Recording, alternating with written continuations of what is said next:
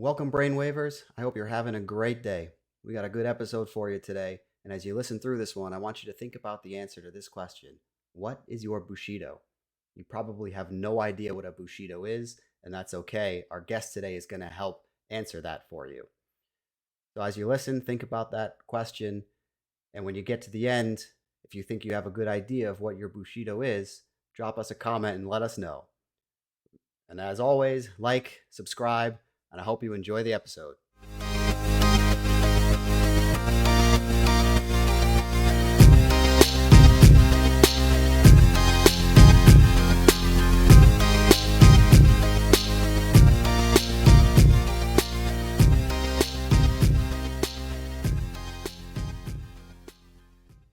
Welcome back to Brainwave Exchange. Anthony and I are joined today by Steve Kantor, founder of Lifebushido, the life network helping people to live life boldly and help each other achieve their Bushido. Steve, welcome. It's nice to have you on the podcast. Thanks for inviting me. Absolutely. So tell us real quick, what exactly is a Bushido? A Bushido. A Bushido is some business or creative or social entrepreneurial project or venture that someone either is doing or they want to do or they dreamed of doing since they were 8 years old. It's kind of fun, but for some reason, sometimes I ask people, what's your Bushido? And I don't define it. And somehow magically they all of a sudden come up with something.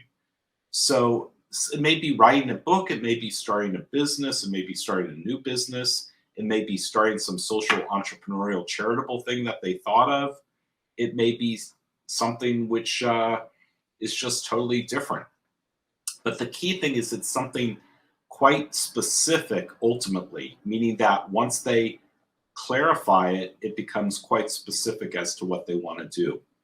And I've kind of found from talking to people that maybe 20% of people have a Bushido once you ask them that question. Anthony, how did you respond when you first were asked about your Bushido? Oh, I had no clue. I had no clue. It took me a lot of conversations with Steve over the course of a year to figure out what I wanted to do for myself, and it changed a couple of times too, based on my life circumstances.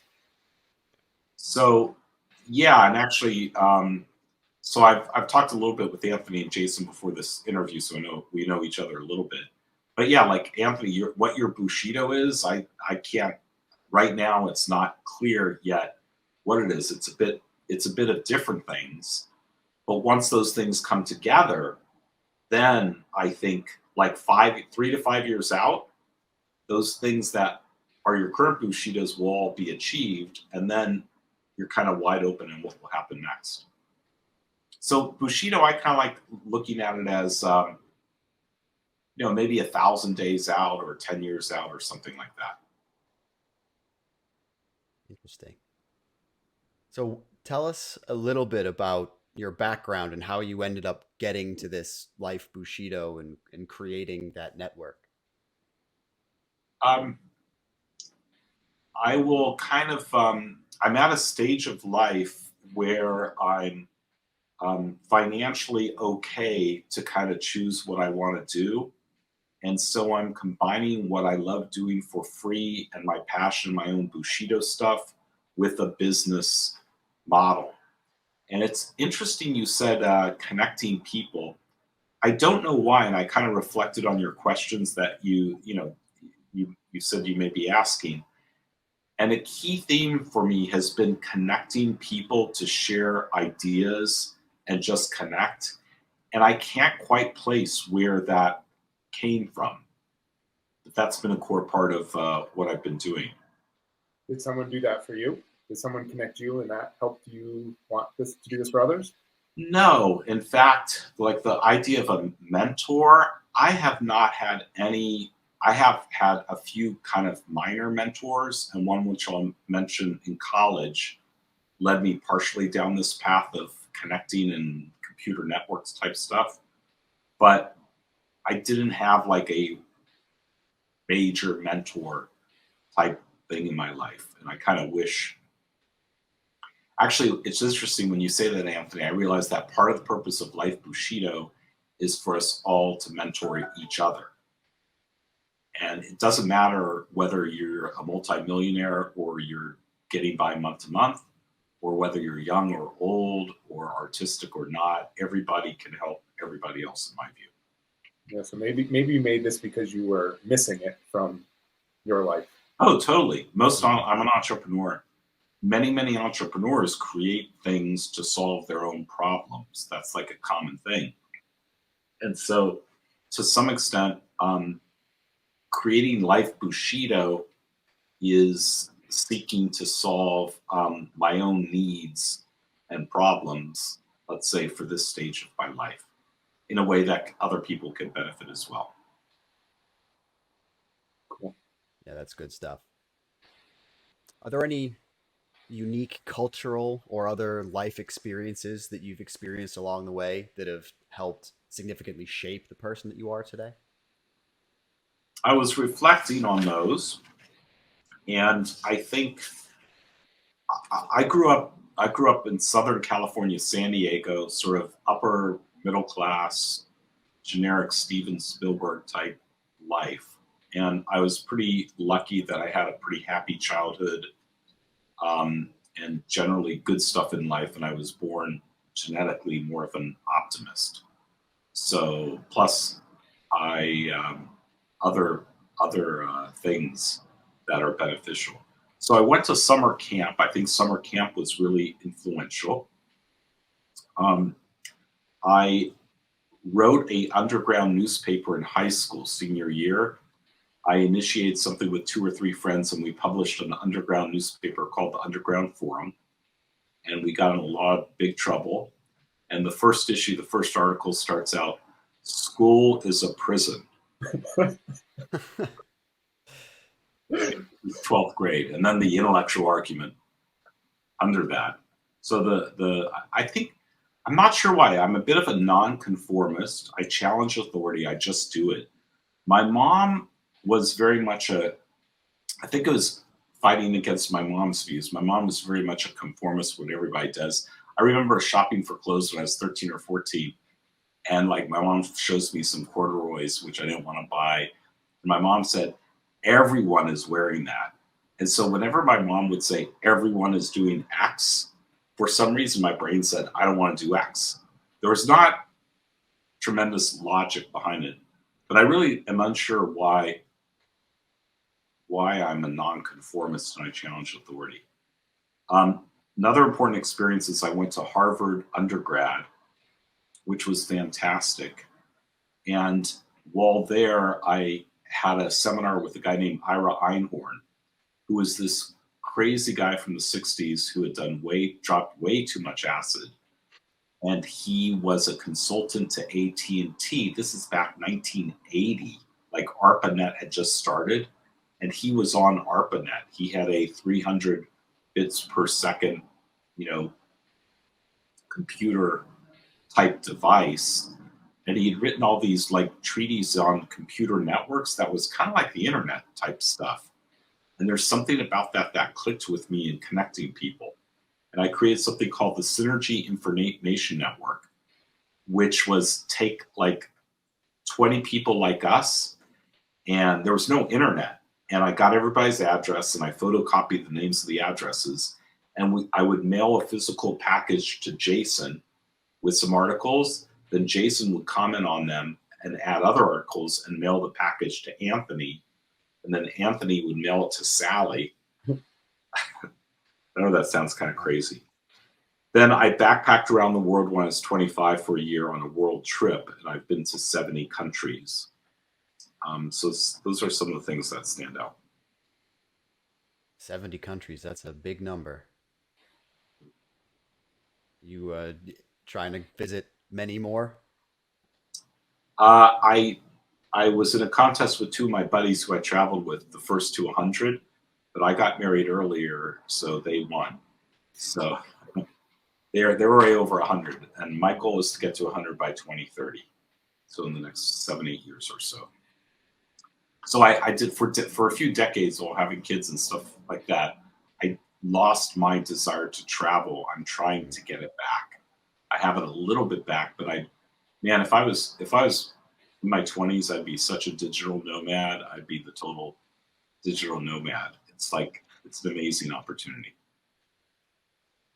Yeah, I know how kids can change your plans to travel. Like I had this goal to travel for a year abroad, but then I did a quick flight with two kids just to Seattle and learned that that is a crazy idea to travel with two young kids for too far. Yeah. So I hear you. Mhm. So outside of sort of life experiences, what are some key milestones or other accomplishments that you can hang your hat on that you're particularly proud of, and how did those influence your professional development? All right. I kind of cheated here. I wrote down some things. So I I graduated from Harvard in 3 years with honors, which sounds like something, but 80% of the people graduate with honors. And back then, you could get out of a year of Harvard with 3 AP scores of 3 and above, which is pretty shocking. So, but it kind of made me different from everybody else. I did that to save my parents some money for the fourth year. But Harvard was a great experience because it was all these kids who were like super bright. And in high school, they were like the smart kid. And all of a sudden, they're around all these other people and they're not the smart kid. So you were thrown into an environment where everybody pretty much feels they're below average all of a sudden, even though their entire life they thought they were, smart, which, as you know, school admires people who are smart. So that was a pretty huge thing, and just interacting with people and the intellectual growth. Traveling around the world was the best thing ever. Backpacking around the world was the best thing ever. Highly recommended. I started a software company instead of getting an MBA, and I sold that for a few $1 million after about 18 years when I was 44, and I took a year sabbatical. I then started another company. So I've started two different companies in different industries and just bootstrapped them to above $1 million to join the EO Entrepreneur Organization Network. I have failed hundreds of times in different things and projects, and I've been rejected as a salesperson probably thousands of times. So, when you email someone and they don't reply, that's a rejection. When you leave a voicemail and they don't return the call, that's a rejection. So that's just definitely part of life. And I, I think my ability to fail and be rejected so easily now in life is a definite advantage. There's many people who still won't pursue their Bushido because they have fears of failure or fears of being rejected. Um, my virtual assistant business kind of had peaked and was shrinking a bit during my divorce, and I made a decision to shut it down. So I literally, in 1 month, shut down like $600,000 of annual revenue and stopped 70 part-time employees. That was a very, very big decision. So also another milestone is I was doing sales for a company organization called GoBundance, blowing it out of the water. And then for internal political reasons, I got fired. So I'm excited I got fired once in my life, although it wasn't a job, it was a consulting job. But I can't say that I was fired. Anyway, the dude who fired me, his name was, just to put it out there. But anyway, within a month of him firing me, he got fired, and his firing of me was part of the reason. So I tend to be pretty persistent. I have a strong sense of justice and fairness. So it bugs me when people are not telling the truth. The other milestone or major accomplishment is I had 200 different people to my home in small group dinners of 6 or 8 people called Bushido dinners, where people would share their background and what their Bushido is and what they want to pursue. In 2005, during Katrina, my oldest daughter, had an idea of helping the kids of Katrina by getting them backpacks filled with like stuffed animals who were going from New Orleans to the Astrodome. And I was in the middle of my sabbatical. My ex-wife at the time was involved in PR. And somehow we decided within a day or two to put it out there to the local high school. And like within a week, we had collected 10,000 backpacks in Washington, D.C. UPS and Southwest Air had donated planes to take the backpacks. And over the space of 100 days, over 100 cities in America collected 50,000 backpacks filled with love to be sent to the kids of Katrina. So that was weird. I actually used a wiki for that, and our three daughters sort of had the idea for it. But it was an experience of anything is possible. So one of my taglines is anything is possible. And there's a few times in my life I've experienced anything is possible. So I know that was kind of rambling. No, that was really good stuff. One of the threads I wanted to quickly pull on was people who are being held back because of a fear of rejection or failure. What advice can you give to those people as someone who has been able to not be paralyzed by that sort of fear? Fear. Nice, straight to the point. I like it. That's the easy answer. And I say not sure whether that will be edited out, but I assume not. It's not for children. But no, seriously, we all have the brain which has different thoughts, which are not us. They're just different thoughts, including fear, right? So we've got the primal fear, amygdala type stuff going on that gets projected all over the place. It fascinates me that people vary on a spectrum of having total fear all the time versus being fearless. And I know myself, just like you, it varies based on time. I'd say Bushido is the opposite of fear. Bushido, the fun for me is like if someone has this thing and they haven't done it, right? Like someone had an idea. Let's say someone has an idea to do something like write a book or do a podcast or something like that. And they've thought about it. They may have spent 5, 10, 20, 30, 40 hours over a year or 2 years and they haven't done it, right? My fun is to figure out what is the fear, what's stopping them, what's the block or the barrier to Bushido them to do something, to move it forward a little step. So it's kind of weird. Like you give me, this is energizing me. I'm realizing where I'm good at this stuff. So somebody gives me a Bushido, right? I like to see how much bigger could it be or how big really is it? So I like to go out and say, what about making it really big? But also, how do you get it started? So people have fear in a lot of different levels. And part of Life Bushido's purpose is to group together positive people to support, inspire, and energize each other to move past the fear to take a little action on something. I just word vomited a mix of stuff. You tell me which part to. Yeah, no, that's good stuff. I know Anthony and I are both involved in Life Bushido. Anthony, have you found that the support that we get from Life Bushido has helped you to kind of overcome any fears you might have had as you're moving towards your own goals? Oh, for sure, for sure. I've gotten to meet, call it 24 people through Life Bushido, and some of those people I'll talk to for 10 minutes. Some of those people I'll talk to for hours over multiple weeks, and we bounce ideas off of each other. And sometimes their suggestions are really like obvious, but you need somebody else to tell you the thing you already know for yourself, and that's the catalyst to take action. So it's been a big help. The catalyst, so fear is all right. A lot of you have read this book, Think and Grow Rich. And if you haven't, you totally should read it, right? And it's not just about growing rich in terms of money. But this was written in 1937 by Napoleon Hill. You ask 100 entrepreneurs to name the top 3 books that influenced them, it will be among the top 5. So I recently started rereading it. For some reason, I was at a seminar. This is really cool.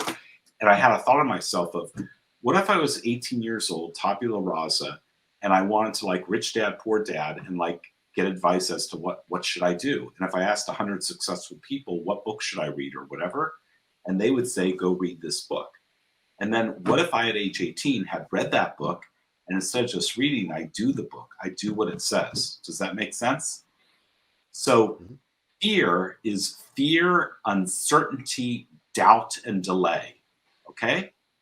The fear creates doubt, right? It leads to delay in taking action, and it breeds overall uncertainty. Talking about this, I'm realizing a bit about why I use the word clarity. You've heard me say clarity. I feel that people do not know what they want. I don't know what I want. You ask me today what I want, I'm probably going to say something different a week from now. Very few people, 1 out of 100 people, know what they want. They're willing to write it down and share it with the universe. That's the 1% of people that I want to hang out with. So basically, Life Bushido is just a vehicle for me to do something that may be useful for society and to find my tribe of people who are that 1% that I want to hang with. So if you're around people who are taking action or moving towards clarity, right? Then you're more apt to, make some forward progress. And if you hear other people making forward progress, it encourages you. You've all read the stuff about you're the average of the people you hang with, and that is 100% true. Sure. So if anybody's afraid of anything out there, just reach out to me. I will make you laugh. And my trick is to find out, wow, that's fascinating. So like, I will make you laugh about your fear and then trick you somehow in turn taking some small Bushido step or Bushido action.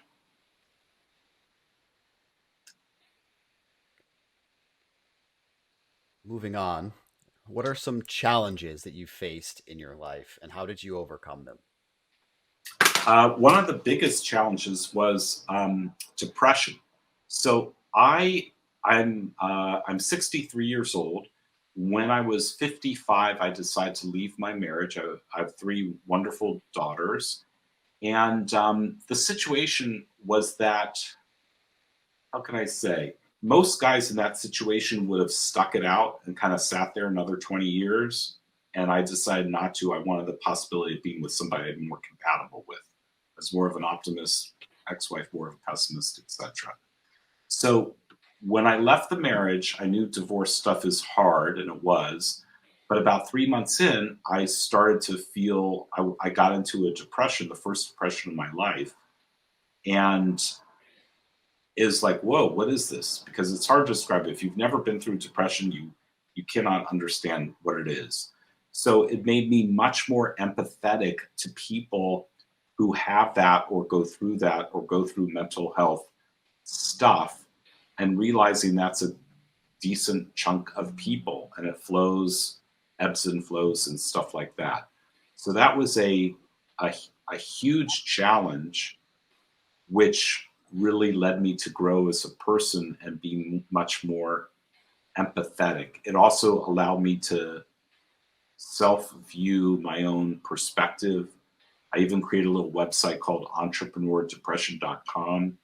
Not sure if you're aware, but entrepreneurs are probably 2 or 3 times likely to have incidents of depression. Another challenge was when I decided to shut down my company. I basically decided to lay off 70 or 80 people like in a month's notice. It doesn't sound as bad as it wasn't as bad as it sounds. They were not full time, they were all part time, 10, 20 hours a week. And I basically erased the non compete and said, you and the client can work together without me being in between. And some of them took advantage of that. But that was a huge challenge because then I was faced with a little identity crisis, which entrepreneurs sometimes have, which is, who am I? I don't own a business anymore. Am I an entrepreneur? Like, what am I doing, etc. That was another big challenge. Another challenge was in 2000 when everyone was going to become a millionaire from the internet. I was running a small tech company. I had like 15 people. And unbeknownst to me, one of my programmers' mother had died and left him a FU amount of money. So he he um, he sort of created a cabal of people in the company practically to kind of force some compensation issues, etc., because he was going to be able to walk away when the answer was no. But there are all these companies, startups with millions of dollars, and it's really tough to retain staff on normal salaries when all these startups were hiring people for the internet stuff. And that was really challenging. Gotcha. Yeah, that must have been kind of a crazy time back then in the 2000 boom, right before the bust. So looking ahead, what are some of your short-term and long-term goals, and what are your plans to try and achieve those?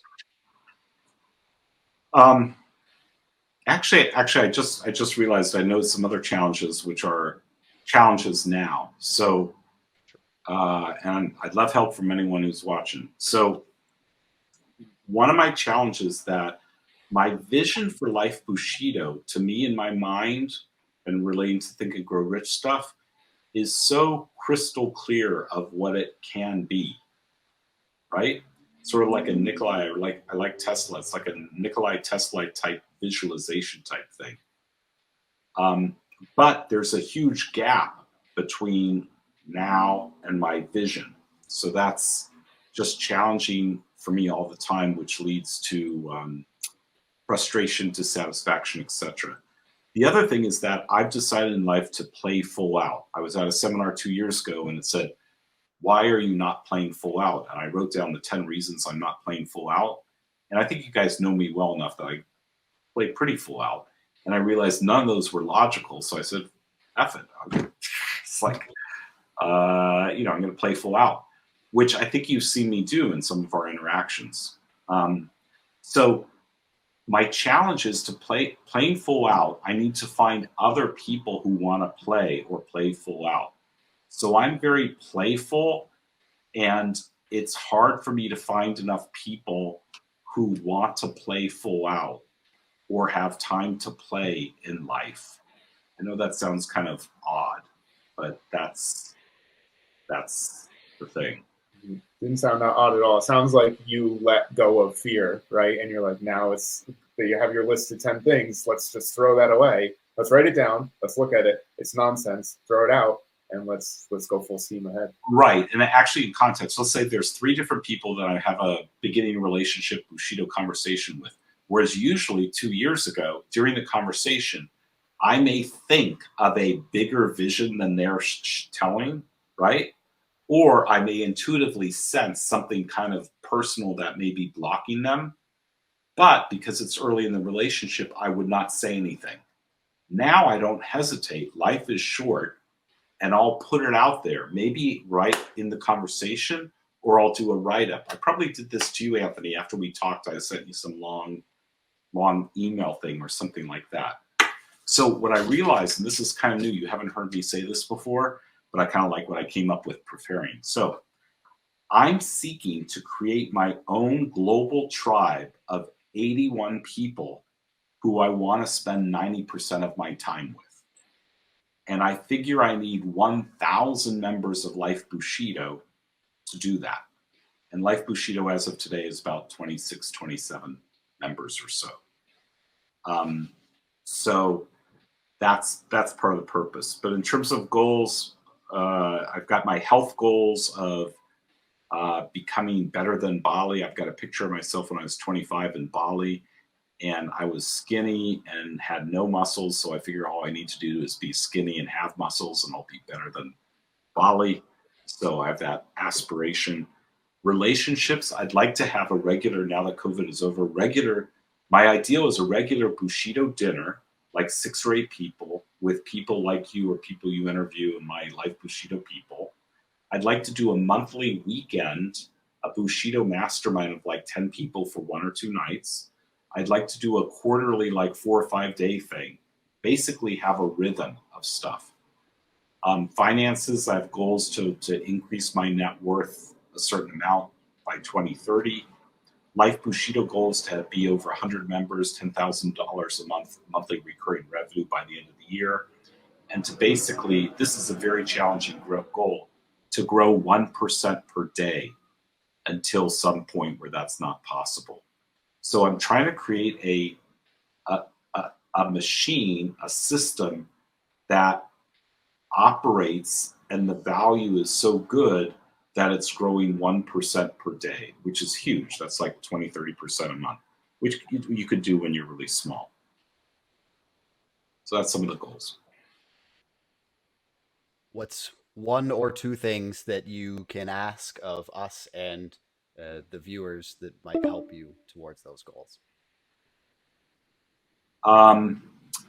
If you know, I would love to be introduced to people who may find Lifebushido useful or interesting. So, among your circle, think of the 1, 2, or 3 people who are the most Bushido, who live life the most boldly, right?